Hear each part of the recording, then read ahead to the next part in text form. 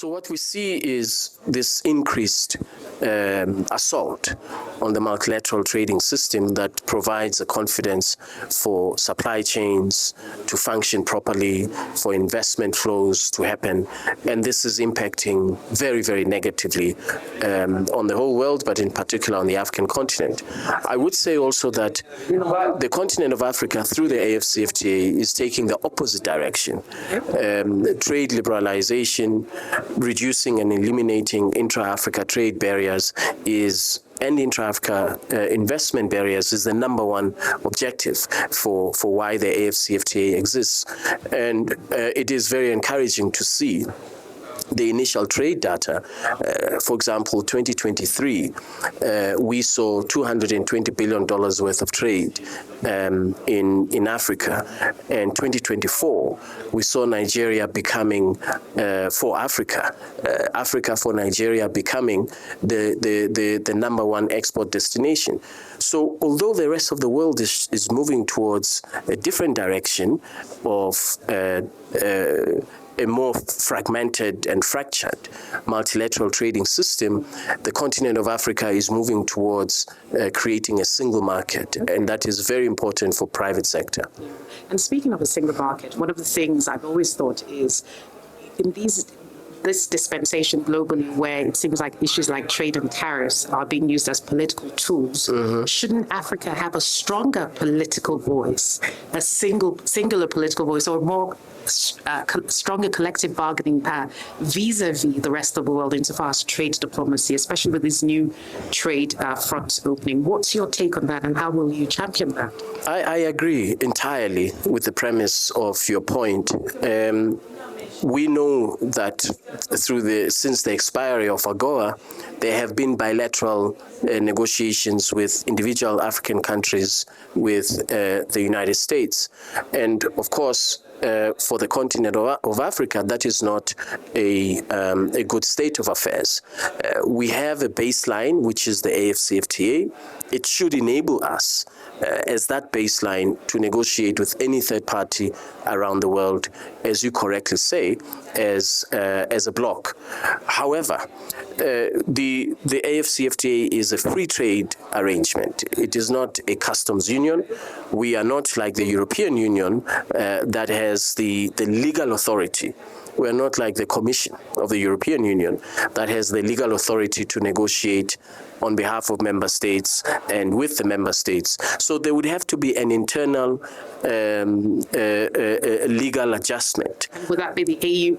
That would be the African Union. Okay. That would then say that we are now, the members of the African Union should be able to say, we now give authority to the African Union, the Commission, or the AfCFTA Secretariat, whoever, to negotiate on our behalf in the same way, that in the G20, the African continent is represented by the African Union. Yes. And so in terms of trade diplomacy, that would be the best case scenario, because we would be able to leverage on collective bargaining.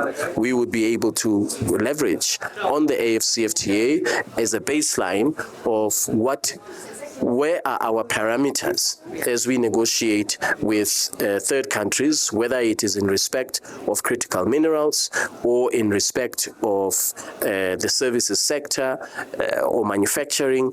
We would have a common baseline. Of course, taking into account the fact that different regions of the continent have different export profiles. But essentially, we should be able to speak with one voice. Okay. But we'd have to make that legal adjustment. Indeed, we look forward to seeing any developments that emerge out of that. I'd like to segue now to another issue.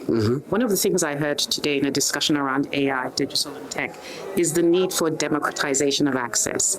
And you talked very poignantly about the fact that trade finance is a critical tool for building SMEs, empowering them on the continent.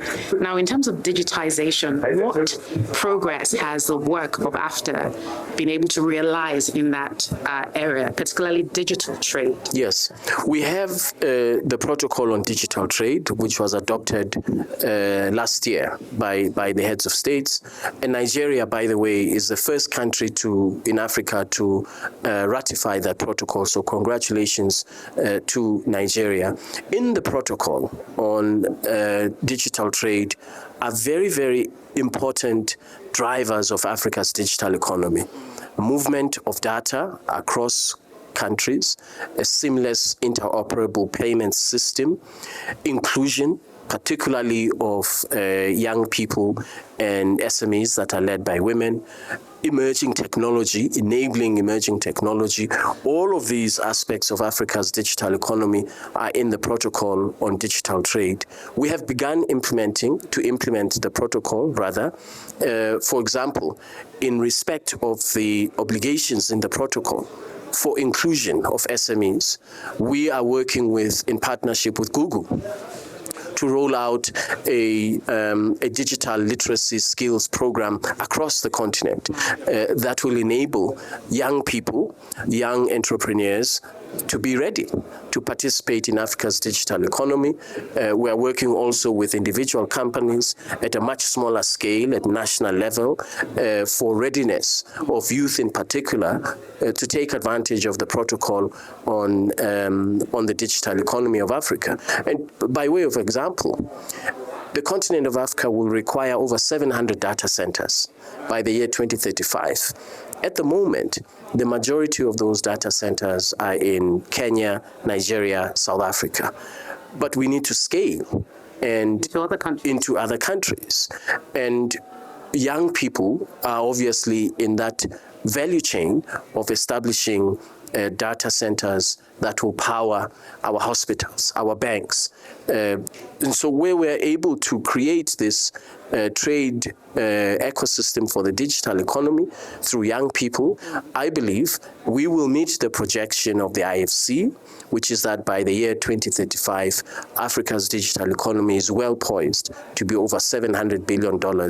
And I believe that through this protocol, we can achieve that objective. Fantastic. Just one message you'd like to leave here for the global community insofar as African trade is concerned in this new global economy and dispensation. Yeah.